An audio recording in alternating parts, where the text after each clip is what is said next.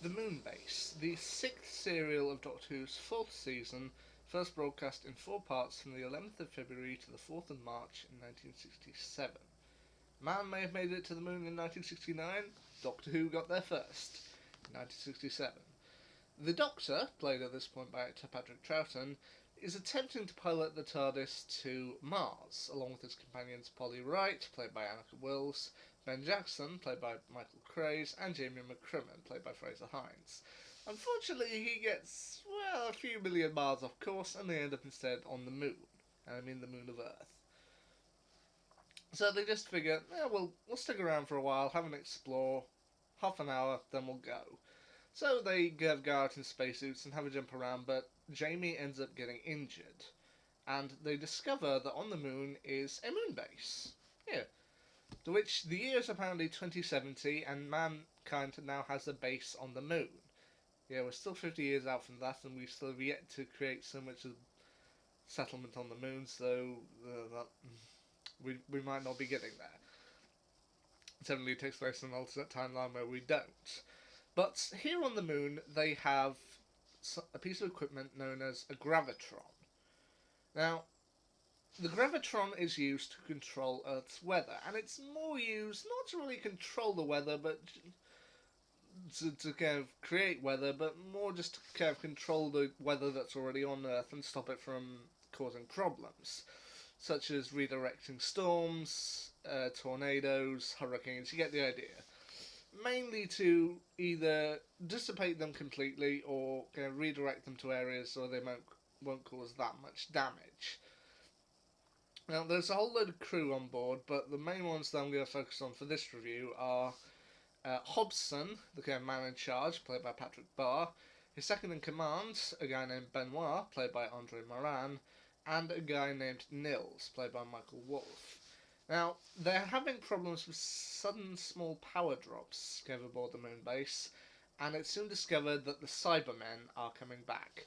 Now, as I said, this was the sixth serial of season 4, but it was also the fourth story created for Patrick Troughton's Doctor, and the second story to feature the Cybermen. Now, the Cybermen, after they were introduced in William Hartnell's last story, The Tenth Planet, they proved popular enough that they had to be coming back, and this was their big return. And I will admit, Doctor Who always does base under siege stories very well, and this is a brilliant one. As the Cybermen have seemingly managed to infiltrate the base through their food storage, the humans' food storage, and they've also managed to infect the supply of sugar aboard the station, to which quite a large portion of the men are seemingly falling prey to a mysterious illness aboard the moon base. And the Doctor says to Hobson, I can probably find out what it is. And Hobson says, well, you've got the equivalent of one day. You have to find out. And they eventually find out the Cybermen have infected the supply of sugar, which they discover after Polly brings everyone some coffee just to try and calm everyone down. And the person who takes coffee in their sugar in their coffee suddenly falls prey to the illness. Like, that's why it's not affecting everyone. Not everyone takes sugar in their coffee, which I think is a nice touch. The Cybermen are ultimately attempting to do this in order to gain control of certain crew members through some type of hypnosis. And they want to do that in order to use the gravitron aboard the moon base to destroy Earth.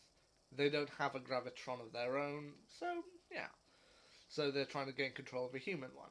Now, I said before in my review of The Tomb of the Cybermen that I wasn't necessarily convinced by the Cybermen's kind of wiry voice at this stage, so this was certainly the second appearance of the Cybermen, so this is the first appearance of the wiry voiced version, which once again I'm not entirely sure about it, but yeah, well, I'll accept it for what it is. This was just this version of the Cybermen.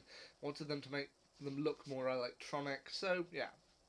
Now, 2 episodes of this 4-part story are currently missing, but they have been recreated in animation, and while it's not quite to the level of the ones that I saw in The Power of the Daleks and Fury from the Deep animation, kind of the special editions that they released, it is still pretty darn impressive. I mean, it looks like something out of a modern style graffiti painting, which I think does work well. I especially like the animation on the Cybermen themselves. I mean, this is still early Cybermen. This is still one of their cruder designs, but they managed to make it look beautiful in animation, and I will give them props for it. The only thing that I think I might have a little bit of a problem with is the way that the Cybermen are ultimately defeated in this story. I won't go. Essentially, what they try and do is that in order to force the Cybermen off the lunar surface, what they do is they reposition the gravitron to have it fire directly at the moon. Which, okay, sounds fair enough. But essentially blast the Cybermen off the moon. Once again, okay, that sounds pretty good. But once again, this is one of the actual film segments, and at the end, it just kind of looks like the Cybermen floated off the moon, which they did.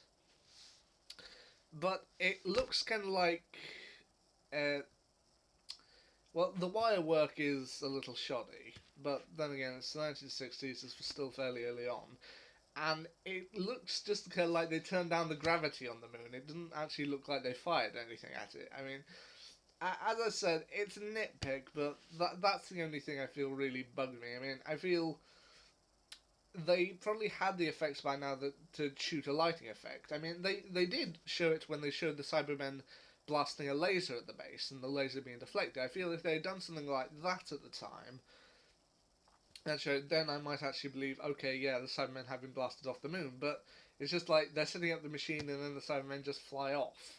I'm just like, okay, that's a little anticlimactic. But that's a nitpick. I mean, for the second appearance of the Cybermen, this is still a really good story. It's a classic Moonbase.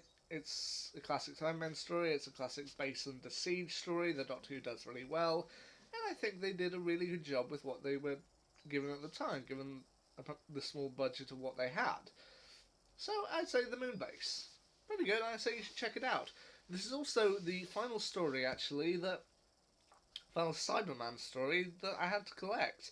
I mean, there is still one Cyberman story I haven't got in my collection, and it's sadly one that at the minute is unavailable, and that is The Wheel in Space, which we hope at some point that that story can be either found or reanimated. But until then, this was the last cyber story that I had to review.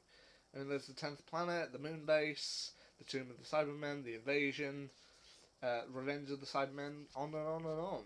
And so there you go, last cyber story I had to review. So until The Wheel in Space comes out, no cyber stories left. Anyway, what will my next classic story be? Well, at this point, I really don't know. It might actually be a while before I do another classic review.